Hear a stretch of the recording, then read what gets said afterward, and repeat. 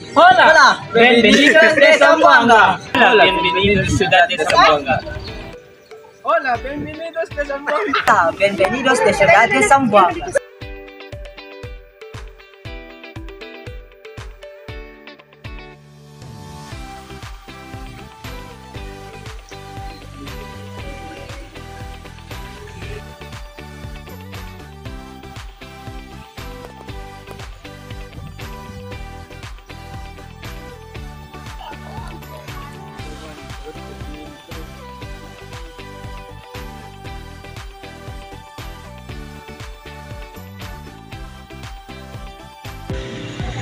Buenos días con ustedes todo.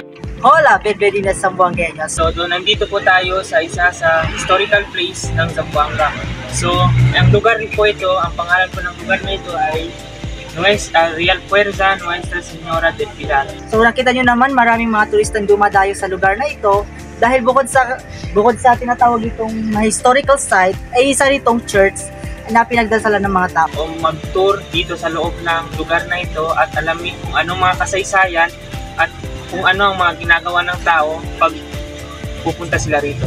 And kung ang mga turista dito, pinagdadasalan nila na for sa health, para sa pamilya nila, and para sa mga pangarap nila. So yun ang karaniwan sa mga dinadasal ng mga taga-turista ito or dinadayuhan ng mga taga-Zamboanga ito. Sherby de la Cruz at ito po yung mga kasama ko na si Daniel Ansali. Mi nombre si Adrian Lloyd Alubaton.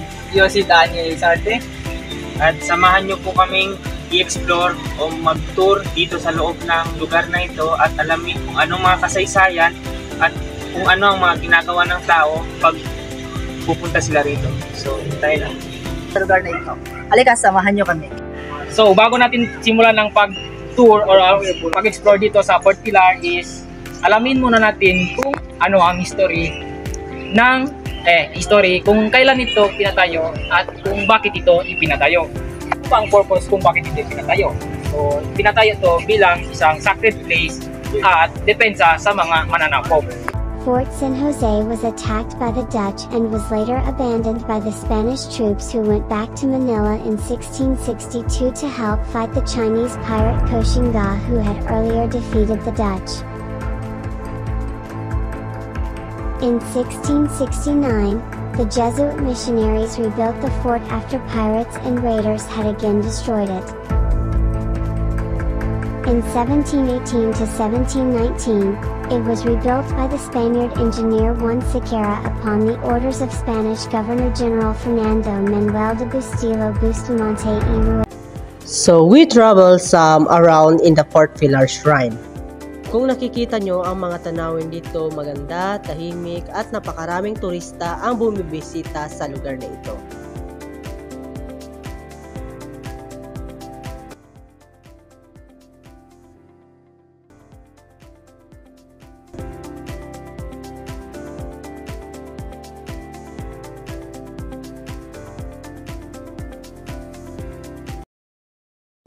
Ito ay isang banal na lugar kung saan dito ay nagbibigay galang sila para sa pananampalataya nila.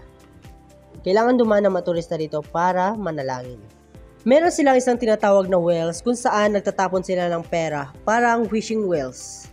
So as you can see kung gaano kadami ng pera na nasa tubig.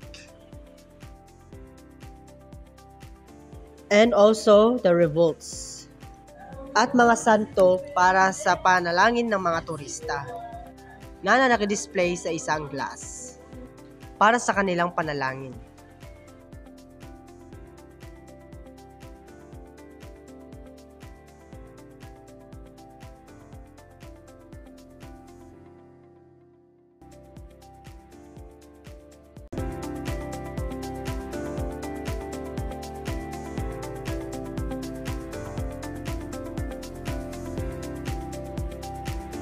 Kung makikita nyo sa Fort Pilar Shrine, sa bawat tanawin dito ay napakaganda talaga. Halos gawa nito ay perpekto. Karamihan sa orihinal na gawa nito mula noon ay binago ng kasalukuyan ngayon.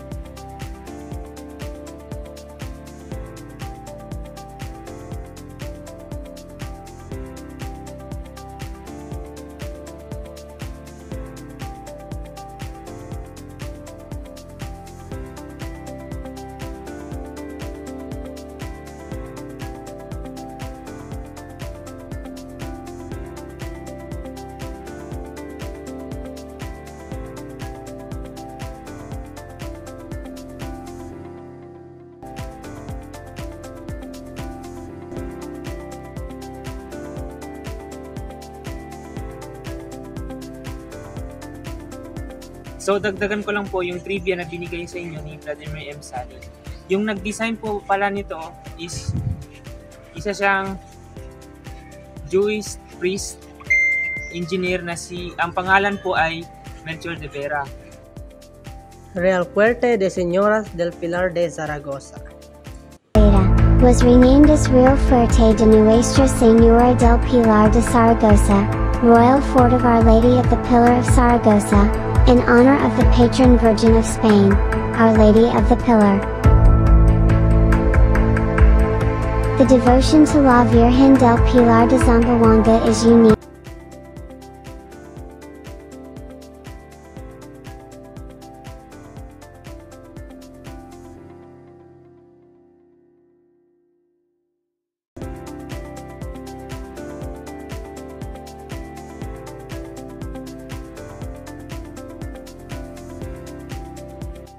Sa ganda ng tanawin, ikaw ay akalain mong nasa isang paraiso.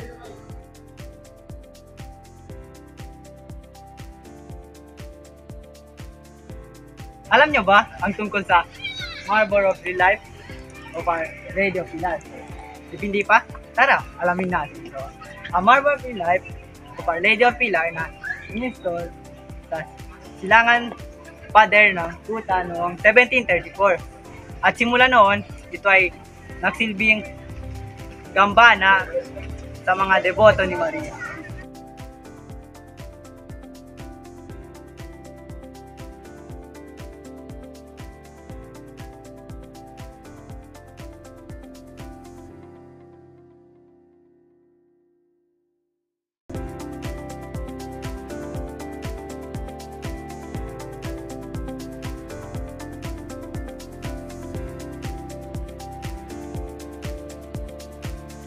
Matapos ang muling pagtatayo nito, ang fort ay pinalitan ng pangalan ay Real Fuerza de Nuestra Señora del Pilar de Zamboanga.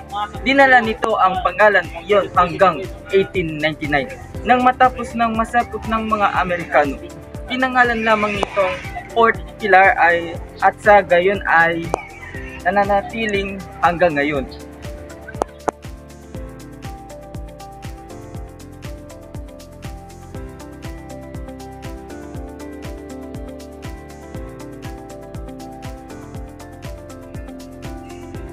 Our Lady of the Pilar standing in the mid-air over the Basilan Strait on September 21, 1897.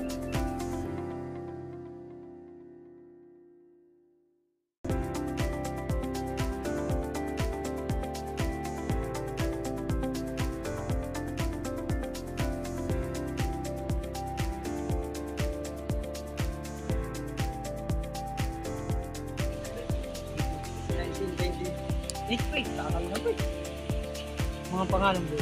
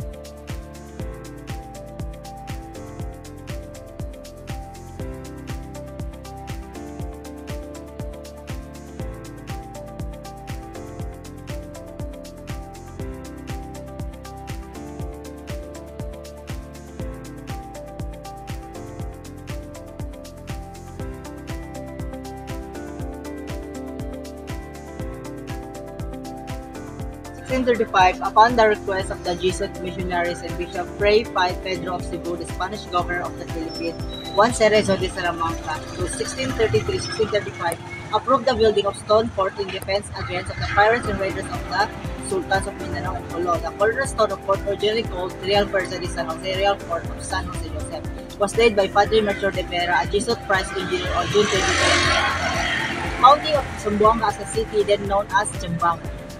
Again, it is said that she also appeared at midnight on August 16, 1976, when a killer earthquake and tsunami threatened the city. Mary is highly revered in the Holy Book of Islam, the Quran. The name Maryam. Mary in Arabic is mentioned 34 times in the Quran. In fact, one chapter, Surah 19, is named after her, Maryam. This makes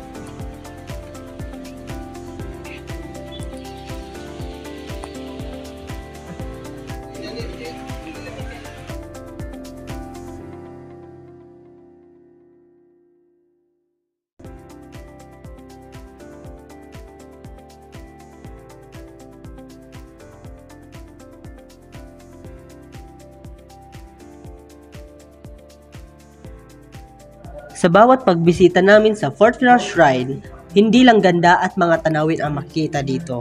Makikita rin ang mga nagbebenta ng mga kagamitan like accessories at ang mga kalapati sa paligid ay tunay ngang kamangha-mangha.